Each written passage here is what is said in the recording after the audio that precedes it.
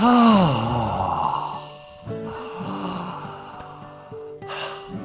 is 1 o'clock on the West Coast. It is Hug Nation time in your heart. Time and space are irrelevant when it comes to the nation. Hug Nation is a place of intention. It is an agreement of vibration. It is a direction. And whenever you are in tune with that direction and vibration, then you are in Hug Nation. And it's one of those places where you are entitled to dual citizenship simply by acknowledging that you are a warrior of love. You are on the path of becoming a more pure you. You are ridding yourself more and more of the things that the layers of ego stuff that isn't really an identifying aspect of your true nature. And you're opening your heart and you're tuning in and recalibrating to what your best self is.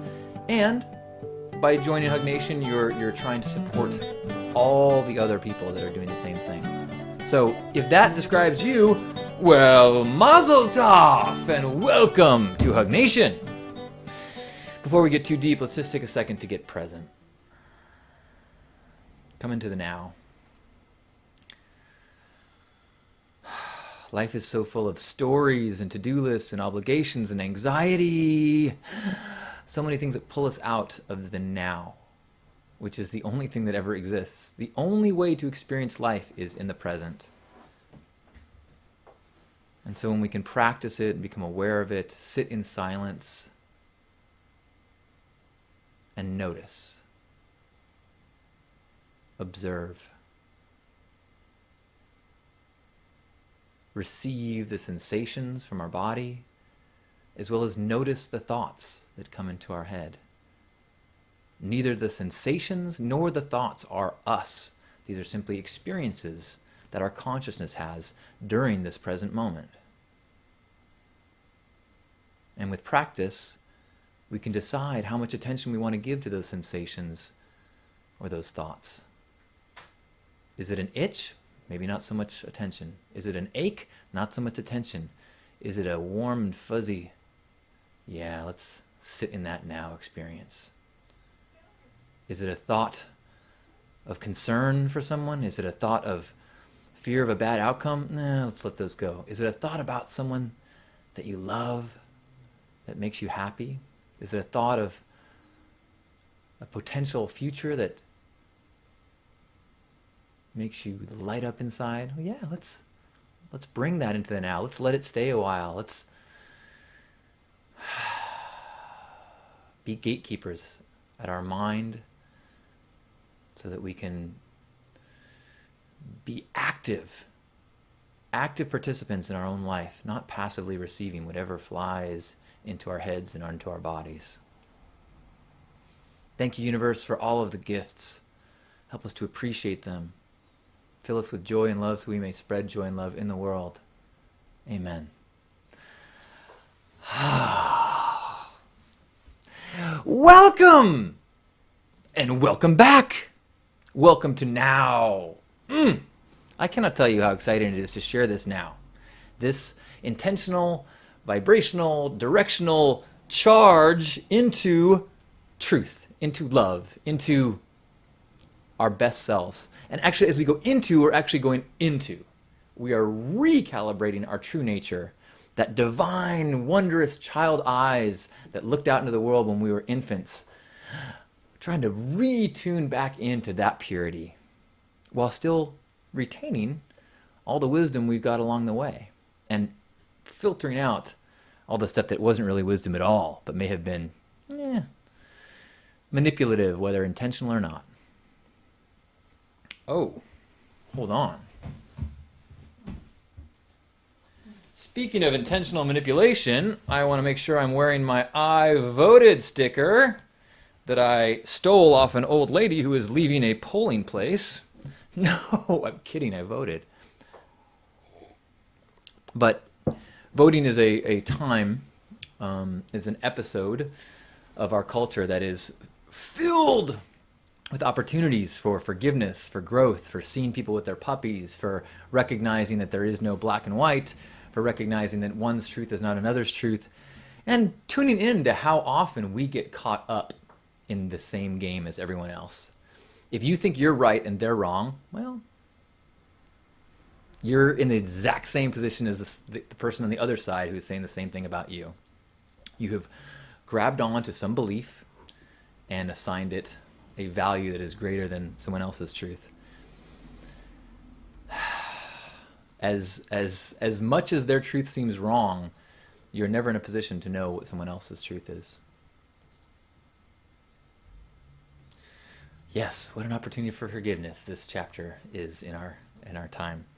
However, let's bypass politics for a second. Here, I'm gonna remove my sticker now that I've gotten credit for it, or maybe I won't.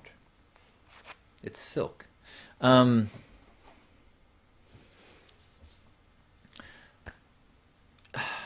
The topic of today is one about attachment. And I'm going to paint a picture of my experience this last weekend. My amazing partner rented a mountain cabin in the Palomar Mountains, about an hour and a half drive. And so we spent the weekend there. And there was beautiful trees. The place we were at was really remote, so there was no one nearby at all. There was beautiful trees out every window and birds flying and woodpeckers and it was just, the leaves were turning. It was spectacular. This physical place I was in was a vacation. I mean, it was what you strive to be in, a situation of such beauty and peace, and it was a pinnacle in time and place. I'm there with a woman who lights me up, who inspires me, who makes me laugh and excites me. She brought all sorts of cooking supplies, was making these gourmet vegan meals for us. I had just left town after having another coaching appointment with a new client, which again, for the second week in a row, these appointments and this experience that I'm having with coaching has been beyond my dreams. Exactly what I'd hoped that it could be, that what I'd visualized as the kind of work that I'd like to be doing in the world. And I'm in this incredible place. All is amazing and beautiful. And as I'm getting ready to go to bed in this beautiful cabin, in this lush, plush, huge, beautiful, pillowed and blanketed bed with my lover next to me, I cannot sleep. All I can think about is this Wednesday when we're doing some casting and interviewing for people that are potentially going to be on this TV show that I'm working on. Now, the idea of having a TV show is mind-blowingly awesome. It's again beyond my dreams. It is a dream come true. It is everything that I've wanted. And that is where I get caught up. I realized that when things are going amazing, when I'm heading towards my goals, when things are going, everything I'm asking for is coming to me, I start to get ahead of the present moment. And I start to project, and I start to visualize what the best outcome could be, and I start to think, what should I be doing to maximize this opportunity? I don't want to waste it. I don't want to, to me, the idea of this is yours to, this is yours to lose. Like, oh my gosh, that's the worst thing I could hear. That makes me, oh my God, anxiety, freak out. And so I'm thinking about this project and how so much of this project rides on me being clever, inspiring, and entertaining as soon as the cameras turn on. And I almost had a panic attack. I was like, all I could think about was how I was going to fail and how I wasn't doing enough, and I was just so uncomfortable. And luckily, because I've danced this dance with this doubting voice before, I was able to see it as a doubting voice. It was like an old friend that saw the lights on at my house, saw that I was having a party and I was celebrating, and said, "Oh, knock, knock, knock. I got a key." Let themselves in and was like, "Oh, before you get too happy, let me reintroduce myself. I'm self-doubt." And I'd be like, "Yeah, whatever. I know you're here. I don't need you anymore." And he's like, "Oh, you forget how well I know you, old friend." And just started picking at me and picking at me and picking at me. And so even though I was in this kind of observer state, it's still, And normally I don't believe in getting too deep into your story. Don't, digging up your past and redefining your history if it's not a positive thing. But because of this reoccurring thing, I did spend some time thinking about it. And I realized that this is one of the core challenges that I've had my entire life. It started when I was very young, and my parents brought me to get tested within the school district, and the test giver, when I was done, was like, "This kid did awesome." He told my parents, this kid can do anything he wants, among other things. And my parents, in a very loving, supportive way, passed that on to me and said, "You have the potential to do anything. You are, your mind is capable of reaching any of your goals." And it was said as a way to encourage me and give me self-esteem. But my little bitty mind, what I heard was, "You have all the raw materials for success. Anytime you fail, it's because you didn't apply yourself. You didn't try hard enough. You were lazy, whatever." And so I developed a fear of failure that was paralyzing. In fact, 2 years later, I was sent to a special school for bright kids. And I went from being the smartest kid in the class to not the dumbest, but the least. I freaked out, and I didn't do the work, and I started hanging out with the only other kid that was goofing off. And so I went from being a smart kid to a problem child. And it's also when I started to talk to my parents about wanting to kill myself. And that scenario, that darkness that I felt of that, unable to have any sort of identity outside of success, and thinking that being not the best was simply an unacceptable. Not the best was this sign saying I failed. This is all my fault. Like I was given the game to lose and I lost it. And so I started panicking, and I had a hard time taking on anything that I wouldn't be good at. I quit after 2 games of Little League. I ended up leaving that school I was at. My parents decided that the lesson of getting through this was less important than keeping me alive. So I went back and kind of went back to being a big fish in a small pond, and did fine for a few more years. And then the national merits, the PSAT test came out, and I did not become a finalist. And so it was this, "Oh my gosh, you're not one of the smartest people at this school." And I again went back into therapy.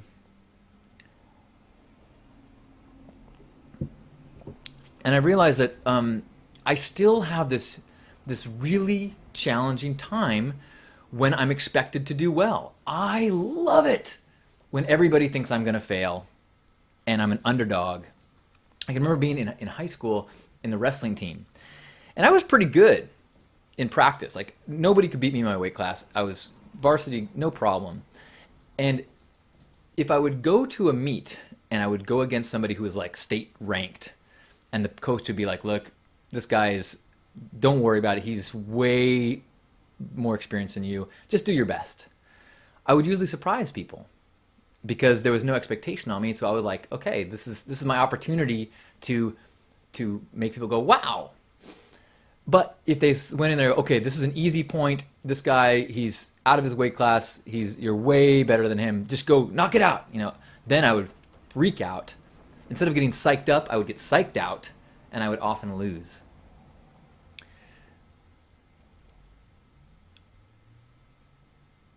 And it's wild that 20 years later, I still have this pattern. I still have this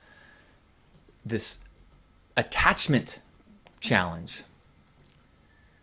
It happened when I was doing the TEDx talk, and as I was leading up to it and I was talking about it, and I went from being excited that I had this opportunity to, oh my gosh, this could be really good for me. You have to do me. And all of a sudden I went from joyful experience to fear. Fear because I was attached to an outcome. And then it had to go a certain way, and then there were so many ways that I could blow it. And I realized I was doing the same thing with this TV show. That as much as I wanted this, as exciting as the process was, I was panicked about something that hadn't yet happened, about a failure that I had yet to even start to stumble on. I really regretted telling people that I had the show. It's kind of I weigh in two ways, because on one side, the majority of what I talk about here is about telling the story of the life you want to live. So if I have an opportunity to do a TV show, I'm going to say, I'm working on a TV show. I'm walking in the direction of the show. It doesn't matter if it gets made. The point is that I'm walking in that way, and that's my story, and I can be happy about it. But since I did say that publicly, I've been getting, a daily question from somebody, well-meaning, hey, how's the show coming along? How's the TV show? How's the TV show? Congrats on the TV show. And I'm like, what I said was that I have a TV show in development, which kind of in Hollywood speak is a very broad term. And, I'm not really having lunch with Oprah or anything like that. Although I'll tell that story should that become a possibility. And I started to be that kid. I started to feel like it was mine to lose. And I couldn't do enough or didn't know what to do to ease that pain or that suffering and that fear. And so I had to go back to the same tools that I always use. So today, like always, is remedial belief buffet. First thing I did, be present, have integrity, align with love. Pull out of that the could be's, be present, have integrity, align with love. When people ask, how's the show? Hey, good luck congrats on the show. I would say, well, it's certainly an exciting adventure. I'm really enjoying the ride. There we go. That's in integrity. That's being present. Aligned with love. Do I want this show to be awesome? Yes. Do I, in my heart of hearts, know that it will only be awesome if I am present, have integrity, and align with love? Yes. Does my ego pull me out of that at every chance it can to throw me into that what ifs and fear? Oh man. You would think it wouldn't be so easy to knock me out of my joyous place, even amidst the big trees and the chirping birds and my lover, and nope. Ugh. So the next tool that I brought back is a Byron Katie one of man sitting in chair. What is real in this moment? Here I am in bed in the cabin. My story contains all sorts of fictions. Well, what if the person that, we can't find the right person to do the pilot with? What if when the pilot happens, I just can't think of anything to say? Well, and what if this happens? And what if, once we're there and then everyone's looking at me and going, what should we do now? And I don't even know because we haven't done this. I've never done this before. And I'm only going to do it. Wait a minute. What's real in this moment? Man sitting in plush bed next to lover. Wow. Reality actually is awesome. Man sitting in chair. And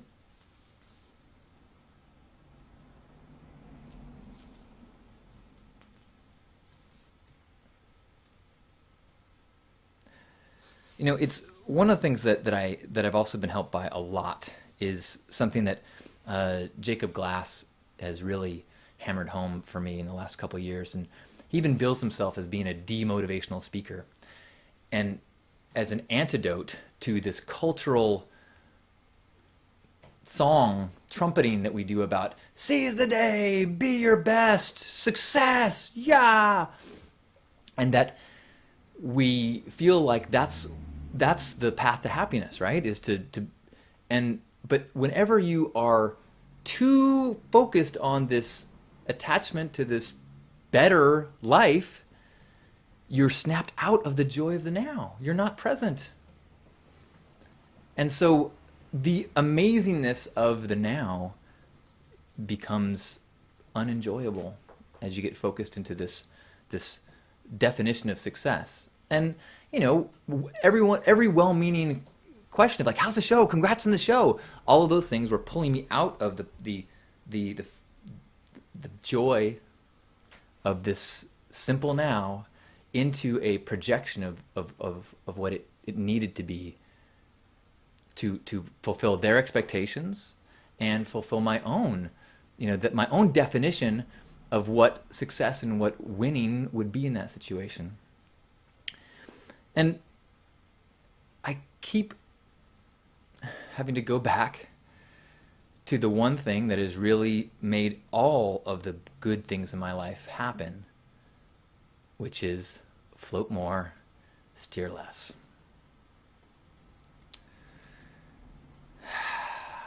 This is my third TV pilot that I've worked on. And I have absolute joy looking back at the way the other two chapters worked out.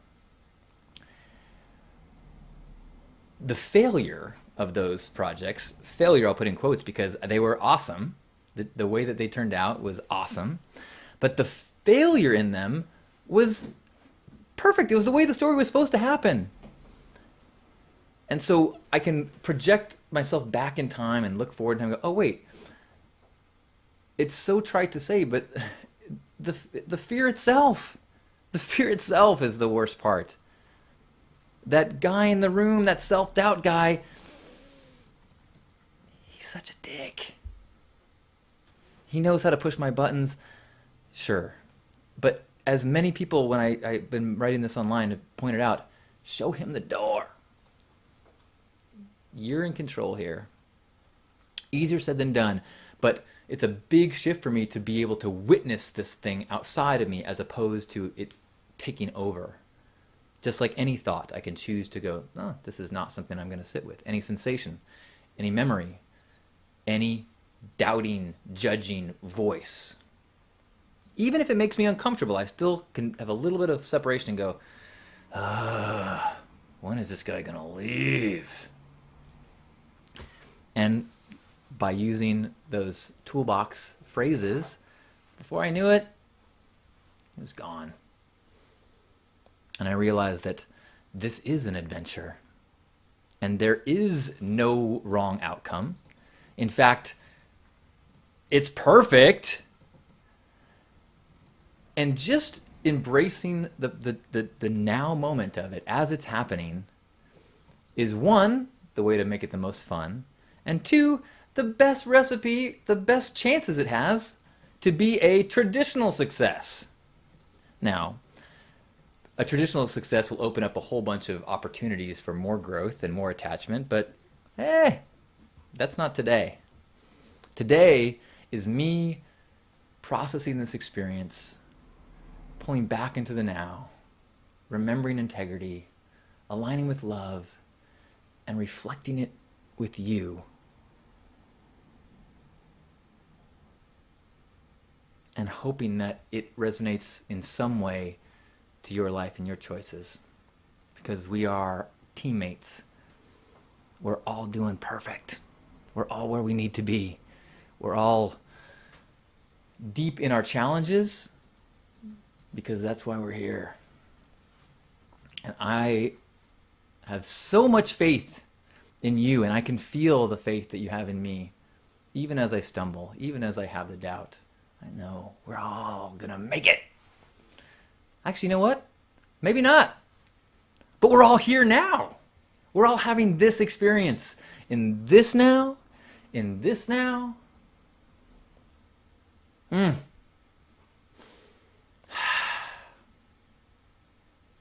Let's have a Hug Nation hug. Grab yourselves by the shoulders. And let's just put a exclamation point on this now moment. Whether you are watching this live, whether you are seeing this archive, the now of this awareness, the now of this vibration of acceptance, of presence, of alignment. This is the now that we live in always. This is the now we can always return to. This perfect now, filled with the vibrations of our highest selves, amplified by the vibrations of all those love warriors around the world, in the room next to us, that are on that same path, that same divine path of self-uncovering.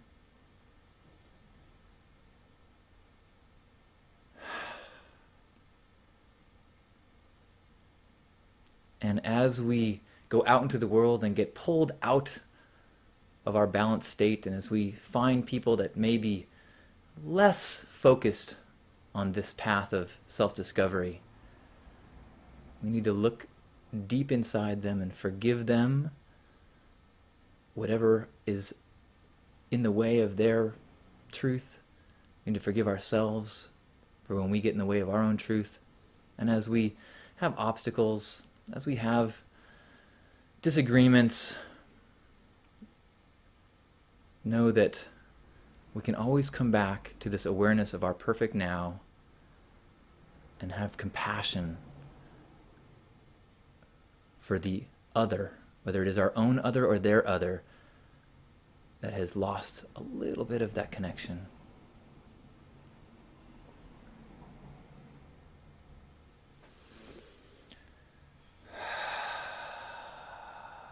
Let's just have a couple moments of silence as we feel our own heartbeat, as we feel a part of this massive, energetic consciousness that breathes love and life into this planet.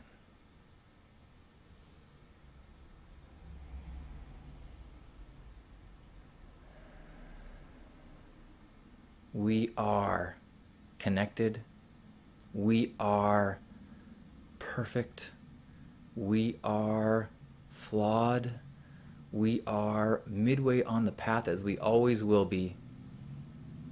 Thank you, universe, for this adventure.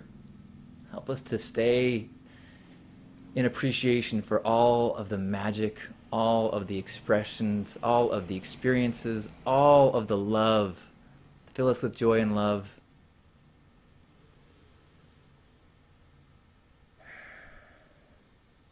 And help us to stay aware that we are not alone. We are cells in a massive organism that we need to simply tune in, quiet, and feel the love inside us to know that we are part of something amazing and divine.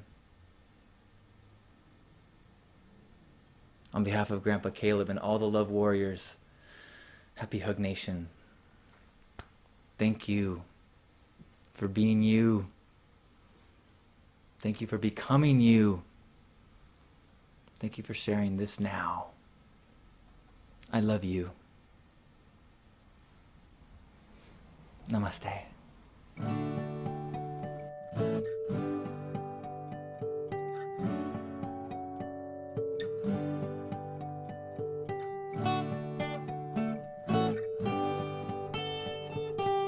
You only live once.